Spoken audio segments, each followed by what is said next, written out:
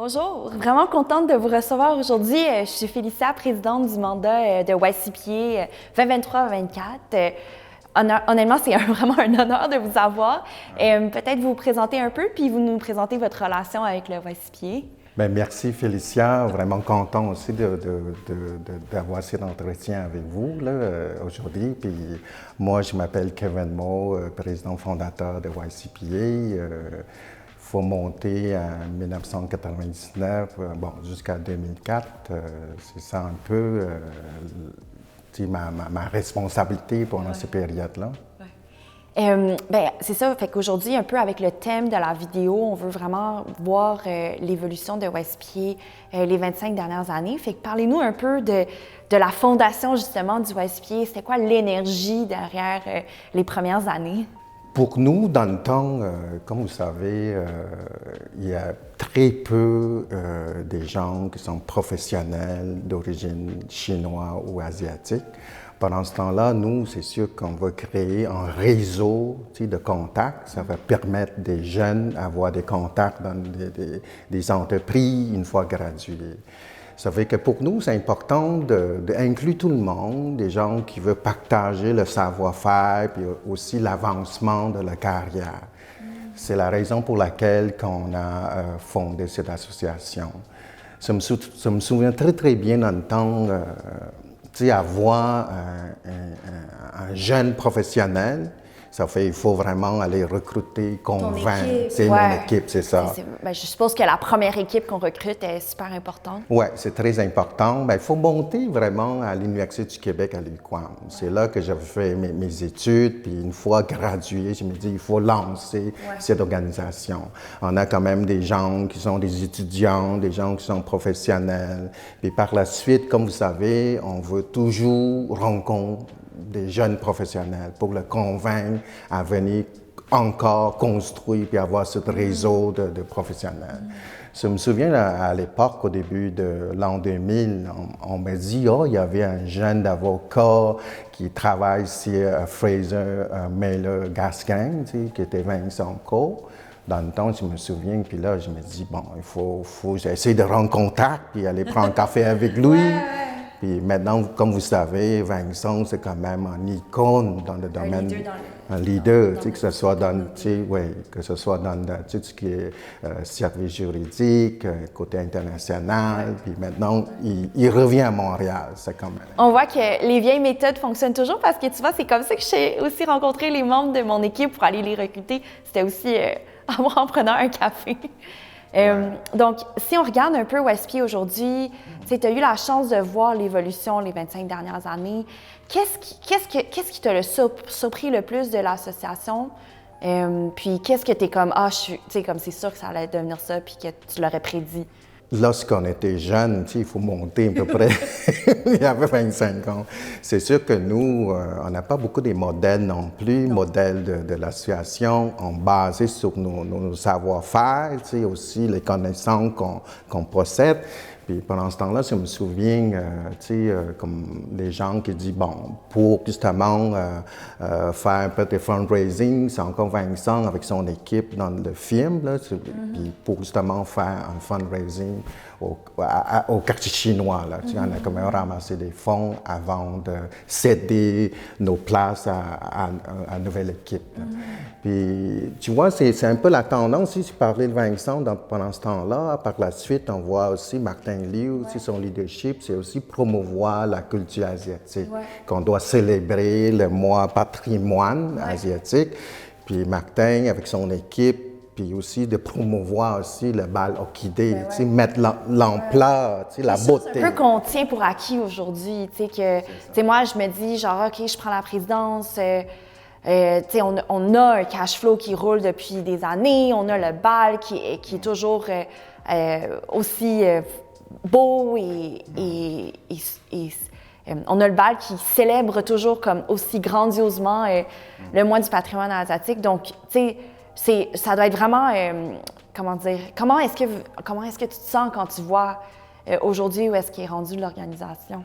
Ben, ce que je peux dire, c'est un wow, hein, parce que nous, à l'époque, ce qu'on faisait, c'est avec les moyens qu'on a, mais plus actuellement, des jeunes sont bien connectés, ils ont plus de réseaux. Avec ces réseaux-là, ce qu'on peut voir lors des bals orchidées, que ce soit dans les places les plus prestigieuses à Montréal, vous voyez, que ce soit au Chalet Mont-Royal, que ce soit à Queen Elizabeth, que ce soit dans l'école aviation qui se trouvait on voit, c'est incroyable. On peut voir comment ces jeunes-là, ils ont la capacité d'évoluer et aussi les idées innovatrices aussi, de construire. Puis, des programmes, c'est pas juste le bal. Ouais.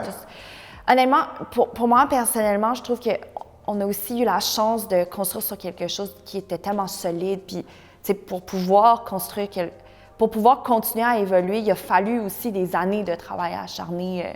Oui, c'est sûr que ça, c'est sûr. Lorsque vous avez des bonnes personnes à la bonne place, souvent ce qui est arrivé, c'est que les gens contribuent à rayonner davantage. Ils seront plus voir, avec les années, ce que vous faisiez comme programme mentorat, aussi inviter des professionnels, des seigneurs pour faire des conférences. Ça permet encore d'inspirer des jeunes, d'aller plus loin, développer la carrière. Je peux vous dire que je suis observé de loin parce que, après 25 ans, il faut dire qu'on est plus jeune, on évolue dans d'autres sphères, là, comme par exemple, avec YCPA, ça me permet d'avoir des bagages solides, avec ça, puis ça me permet d'aller siéger à la Chambre de commerce Saint-Laurent-Mont-Royal. Félicitations. Oui, c'est ça. Par la suite, c'était fait 3 mandats, puis par la suite, actuellement, je suis encore le président du conseil de cette organisation. Mais toi, comment t'es arrivé à vouloir de vouloir? Moi, honnêtement, puis c'est un peu ça le cas, je pense que pour les jeunes qui s'impliquent dans YCPA les dernières années, ça commence toujours avec un poste de bénévolat. Donc, venir faire du bénévole, soit pour le bal ou faire du bénévole dans des activités. Puis, je ne sais pas comment c'était pour toi, mais moi, en grandissant, j'ai toujours eu peut-être une nature plus gênée. En tout cas, je suppose que ça paraît moins maintenant, mais je ne sais pas si c'est parce qu'à la maison, il y avait moins de chances de communiquer avec nos parents et tout. J'étais vraiment une personne qui avait de la misère à aller dans des événements de réseautage, qui avait de la misère à parler publiquement aussi.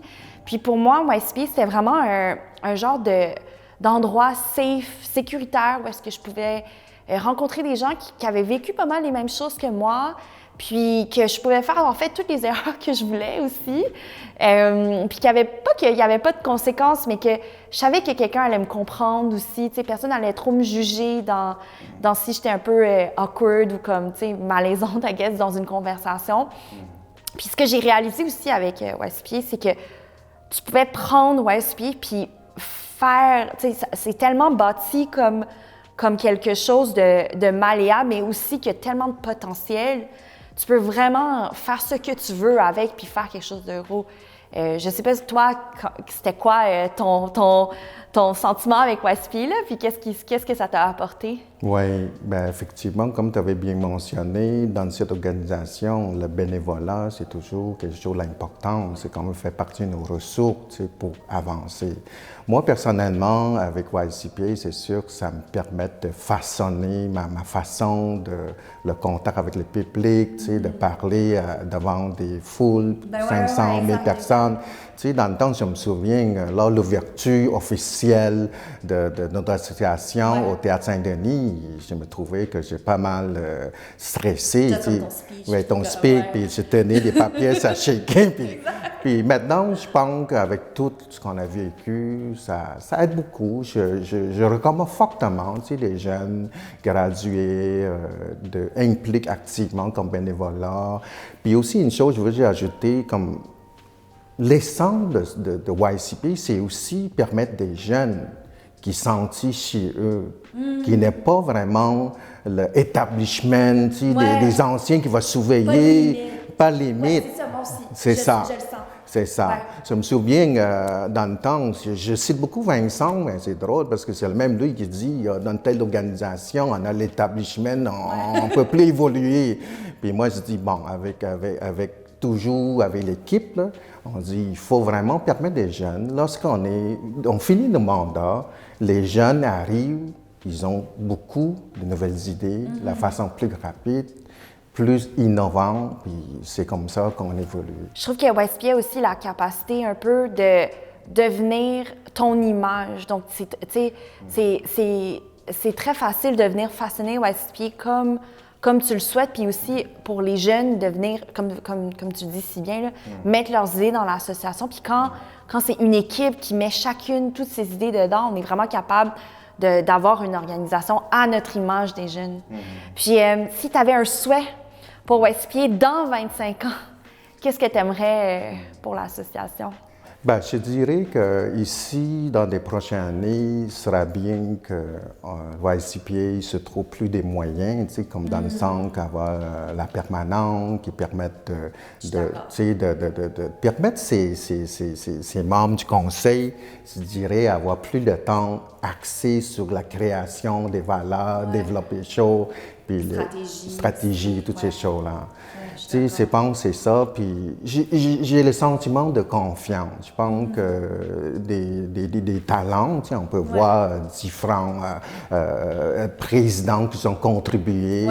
Juste en terminant, peut-être, je veux lancer un message aux jeunes. Si vous connaissez bien l'ancienne présidente de YCPA, Virginie Tan, tu sais, vous avez sûrement rencontré dans vos réseautage. C'est une femme qui était incroyable. Dans le temps, je me souviens bien, en 2010, j'avais un article dans le journal des affaires. Elle avait me contacté. C'est là que j'avais dit, Virginie, c'est temps que tu impliques dans le YCPA. Gax, cette personne-là évolue. Elle est dans le domaine de l'assurance au début. Elle travaille son compte un peu avec une compagnie. Par la suite, elle évolue à la Banque Royale. Maintenant, elle est rendue VP côté franchisseur. Puis c'était incroyable. Je pense qu'il faut faire confiance à nous-mêmes et à vous comme d'avoir la capacité. Je pense que c'est ça. Mais je pense qu'il faut vraiment avoir la permanence parce que de plus en plus, en tant que professionnel, on a beaucoup de responsabilités, on a aussi les contraintes du temps temporel de rayonner. Je pense qu'il faut faire confiance à ces jeunes-là, capables de développer davantage. C'est ça. Moi, je pense qu'il faut faire confiance. Puis toi aussi, je pense que dernièrement, c'est sûr que tu ne peux pas toujours suivre toute l'activité de YCPA. Ce que je peux voir avec sous ta présidente, tu avais le mandat, le programme, puis aussi tout ce qui est les conférences sur les signes, management, toutes ces choses-là. C'est excellent. Moi, je pense qu'il faut continuer à travailler ensemble. Je suis d'accord.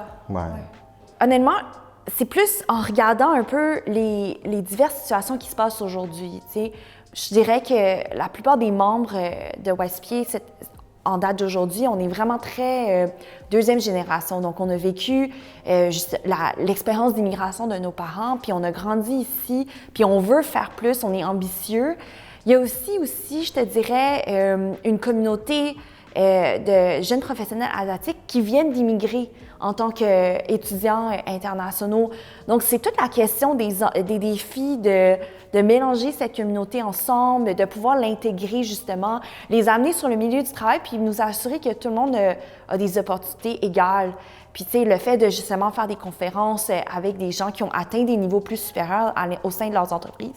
Le but, c'est vraiment d'inspirer aussi cette génération, pas juste nous, mais aussi, tu sais, justement, la génération d'immigrants qui viennent d'arriver. Tu sais, en 2024, on a toujours des immigrants asiatiques, puis leur dire que c'est possible, puis avoir des modèles aussi. Donc, c'est un peu ça vers là que je vois différentes vagues d'immigration qui travaillent ensemble, puis qui s'intègrent peu à peu. Puis, honnêtement, comme toi, j'espère avoir une permanence, mais ça, c'est vraiment un grand souhait là, que je pense que chacun des présidents, on aimerait ça aussi, déloader aussi le travail du CA avec ça. Ouais. Bien, félicitations.